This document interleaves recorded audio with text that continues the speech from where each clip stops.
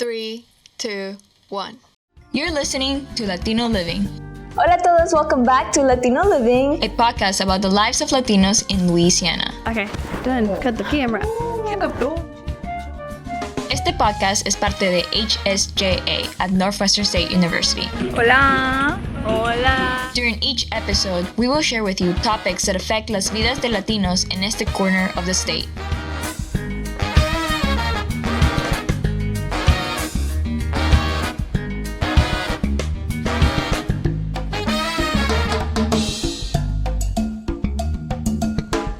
My name is Alison Flores. I'm your technical director and your editor.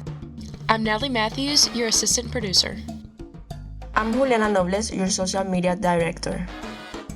I'm Matiari Perez, your set design coordinator. I'm Valentina Puac, your marketing coordinator. I am Isabel Juarez, your co-host and co-producer. I'm Lia Portillo, your host and producer.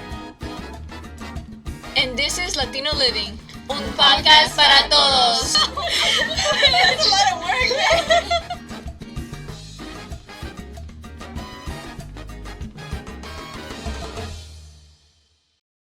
Hola a todos, welcome back to Latino Living. Y bienvenidos to our third season. I'm your host, Lia Portillo. And I'm Isabel Juarez. Did y'all like the intro y'all just saw?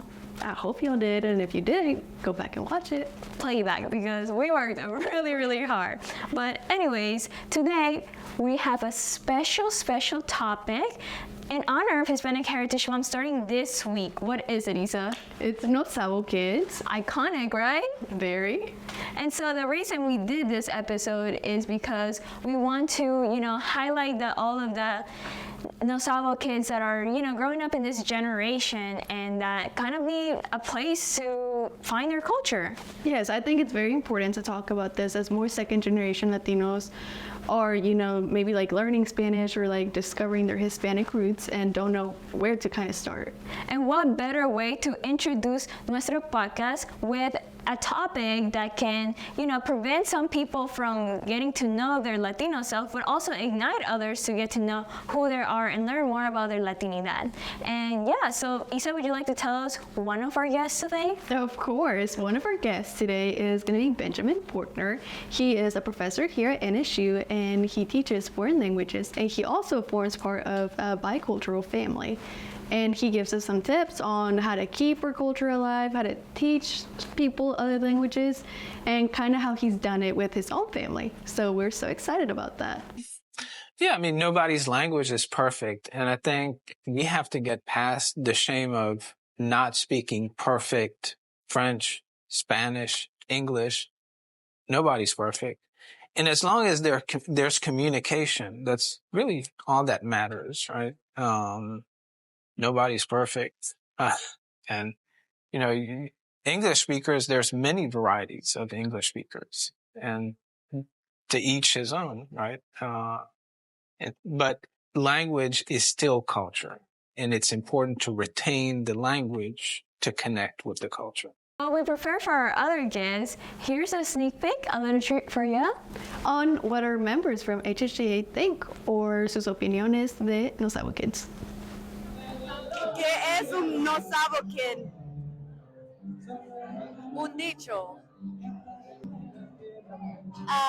No, no sabes quién es, no sé. Un plato.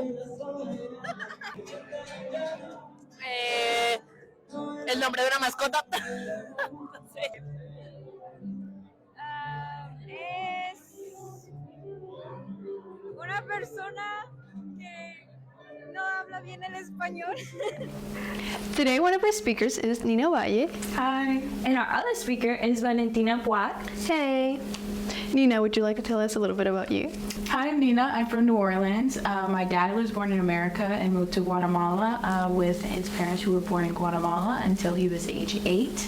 And my mom is born in America, raised in America. I was born in America as well. So mostly it's just my family that speaks Spanish, Spanish speaking, and has experience with Spanish culture. I was just kind of raised more in the American way. Okay, well, what about you, Valentina? Hi, I'm Valentina. I'm from Mesa, Louisiana, and my family is from Guatemala, and I grew up in a Spanish-speaking household. Oh, okay. So we got two Guatemaltecas in the house. We love that. Today we're going to be talking about No Sabo Kids. And just a refresher, No Sabo Kids are people that were born in America that have Hispanic heritage, and they didn't learn the Spanish language growing up. And so, guys, would y'all consider yourselves No Sabo Kids? Yeah. Yeah, I would. It's okay. I was real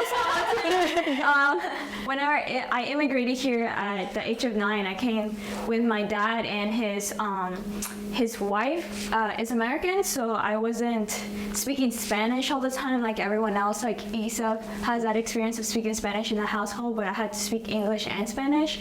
So it's kind of like weird. I get all confused, and sometimes I am a No Sabo Kid. What do you think, Isa? Yeah, I think there's definitely like no shame with being a No Sabo Kid. I think it's just part of like, you know, growing up here in America. For me personally, I also have like those moments, but since all my siblings and my parents both speak Spanish, we like practice that a lot, and we just mainly keep English like outside the house. But it's definitely practice, and it's very hard trying to keep up with two languages. What do you guys think? I think it is really hard to keep up because like growing up, my parents were like speak Spanish at home, but at school it's just consistent English. So coming back home and having to transition, it's very like difficult because in your head you're thinking so much like in both languages, so where like you get confused. What would you say?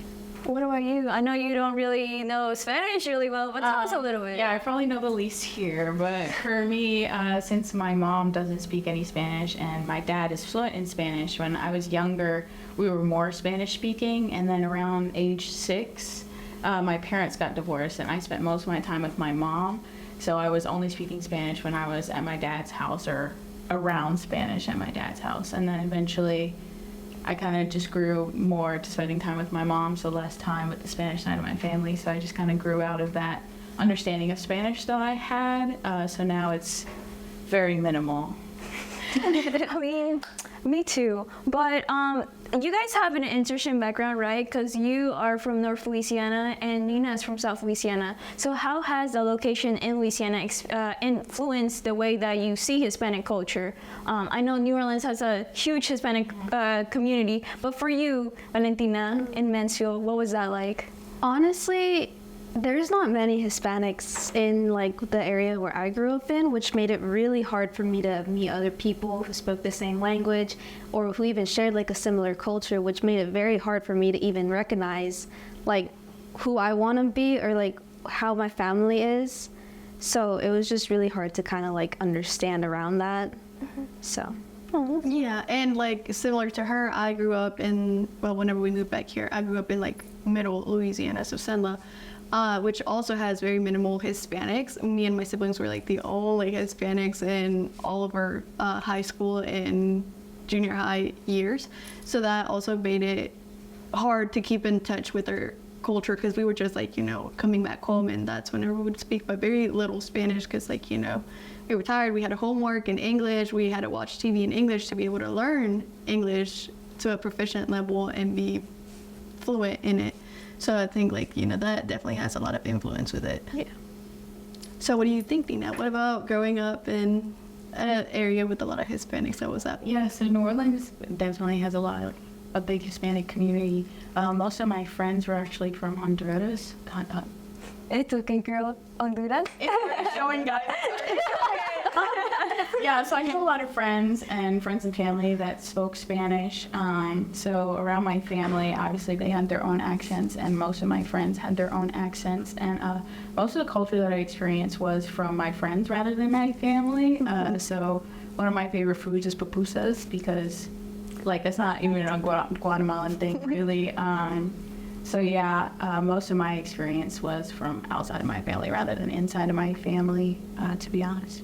To be fair, pupusas are really Salvadoran, but los hondureños, we just take that and run with it because, oh, we love a good pupusa. But yeah, I feel like New Orleans has a variety of cultures. I know there's a large Honduran population, and I grew up an hour and a half south of New Orleans. So even though my community wasn't very Hispanic feel, because my actual parish where I lived had a lot of Mexicans and Honduran immigrants, but it wasn't as together as New Orleans is. I would get to go to New Orleans, try the food, and so it was better than being in North Louisiana where there's not a lot of restaurants that are for Hondurans or Guatemaltecos, or there's a lot of Mexican restaurants. Call me love. But yeah, so I guess one of the questions that I have for y'all is, give me a story, a moment where you felt a No Sabo Kid. I feel like the moment where like I genuinely felt like a No Sabo Kid is like talking to like my other Hispanic friends back home, because they'll like make mention of some things and I'm like, what? Like I don't understand what they're like saying or like what they have going on, and then I'm just like, okay, so I just really don't know anything. Like, and then they talk about going home, they talk about seeing their family members, like sharing special moments with them, and I'm like, I didn't get to experience that as much as they do. So I feel like that's one of the major things. Oh, that sucks. It's okay, we'll take you to Guatemala one day. I mean, we've never been to Guatemala, but you I've been like a few times, but I've been like a few times, but not as much as like somebody else would. Yeah, that's fair. What about you, Nina? Mine is mostly when I have a lot of family out in California that are born in Guatemala, and they came with my grandmother. And so most of my Spanish-speaking family is over in California. And so I go to visit them usually like once a year. So maybe for holidays, maybe it's randomly in the summer. That's when it really comes out. So everybody's basically speaking Spanish. I say my one comment in English. They're like, Spanish, Nina, Spanish. I say my one thing. They're like, ah. So either I'm speaking English and being, picked on, and then when I do speak Spanish, they're like, oh, we hear your accent. That's English. So yeah, probably when I'm around my family. Yeah. Which Hispanic families are also very known to be very picky, or like very, bullying is number one. So yeah, that is hard, and I'm sure it makes you like, insecure, and I'm just like, yeah, I don't want to talk. Because that's what happens with like my younger sister. She was born here, so she's kind of like having to do the same thing. So and every time she like says something wrong, we're like, no, that's not. Así no se dice. You pronounce it right. And then she's just like, I'm just not gonna talk no more. Yeah. So it is. I can see how that's I can really relate to your sister, because people were like, así no se dice, or something like that, and I'm just like, okay, I don't want to talk anymore. I'll just listen. But so I know that another way that we can stay in touch with our culture, even though we might not know the language, is like through music or through a movie. So what has been some of those mediums that have helped you like stay connected with your Latino self? Oh, for me, my aunt, she loves watching Spanish TV. So like as a kid, it was always on at my grandmother's house. So I would just watch, even if I didn't fully understand, I kind of knew what was going on. And that's mostly what happens when I'm around Spanish speakers. Like I know what's going on, but I'm not going to say anything. Mm-hmm. So that's kind of one of the things that kind of influenced it. And then I kind of went into watching my own. Don't judge me, guys. I'm a Jane the Virgin fan. And so I felt almost, I wouldn't say seen, but I liked that it was such a combination of Spanish and English families and speakers in the show, and I thought that was something really beautifully represented there.